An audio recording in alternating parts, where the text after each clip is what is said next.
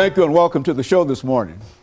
The topic this morning is a profile on CWyatt-Morley, who is the founder of an organization called WOMEN, and who has done tremendous work in the area of AIDS, HIV and AIDS. And of course, Ms. Wyatt-Morley, let me welcome you, Catherine, to the show this morning. Thank you. And tell you how delighted we are to have you here. Thank you. I think that if you look at our archives, we might be able to say that we've got about 20 videos or audios with you over the many, many years, which is to say that you've been in that spot on many, many occasions. Exactly. And we're also glad to say at this time that you're coming back with us after a tremendous success, because I think when you first started, you were really stretching things, working on almost nothing, doing almost nothing and doing tremendous work. That's right. And so let's have you, Catherine, to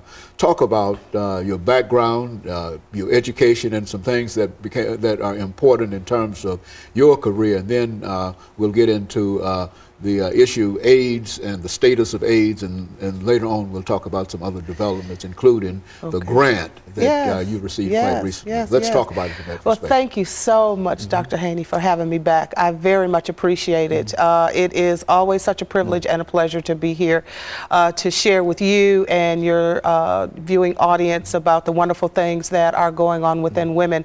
And you're right, I am founder and CEO of Women on Maintaining Education and Nutrition, but we're known in the community by our acronym WOMEN. And 2011 we celebrate 17 years of service to the community, so I'm very, very proud of that. We provide HIV testing and counseling, of course, as you are very much aware of, but we also supply things. We take time with people in the community, not only women but teens too. We also feel that because women are the central focus of a family, then children are important as well. So where there's women, there's children. So we provide services also to women and children as well as men, but our primary objective is the empowerment of women. So again, we've been around for a very long time, and I'm very, very happy that things are coming along really well. We provide a food pantry, a clothes closet, counseling, and again, of course, with the new funding that we have, that has broadened our scope tremendously, but we're here serving the community on an everyday basis, so I'm very, very pleased.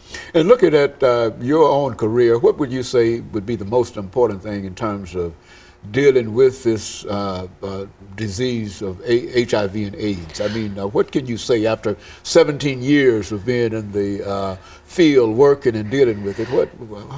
What's with it now? Well, you know, I appreciate that. I was diagnosed 17 years ago, so I am a person living with AIDS. And that is one of the unique things about our organization. We're not just driven by statistics or driven by words on a piece of paper.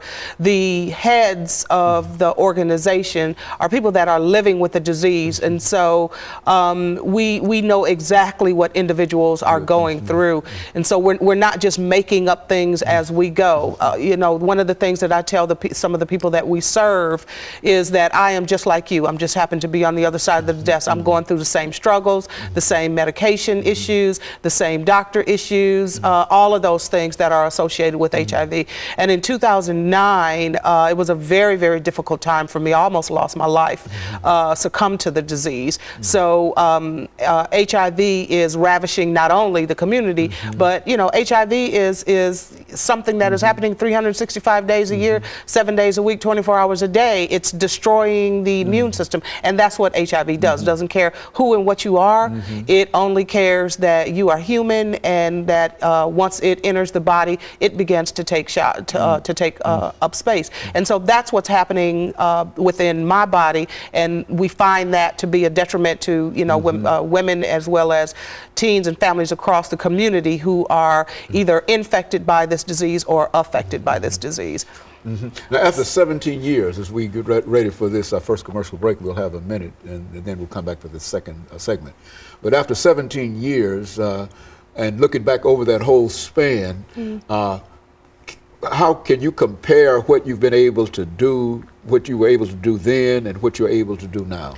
Yes. And we don't want to start too much because we've got, as you know, and from previous experiences, you know I interrupt at some of the most inappropriate and inopportune times. But nevertheless, we're getting ready for our first commercial break, which will come in about 20 seconds. And then we want to start off doing that second segment to talk about your experiences over all of those years and the places that you've been and the impact that you've had, you think that you've had, and et cetera. To sort of look at it from that perspective.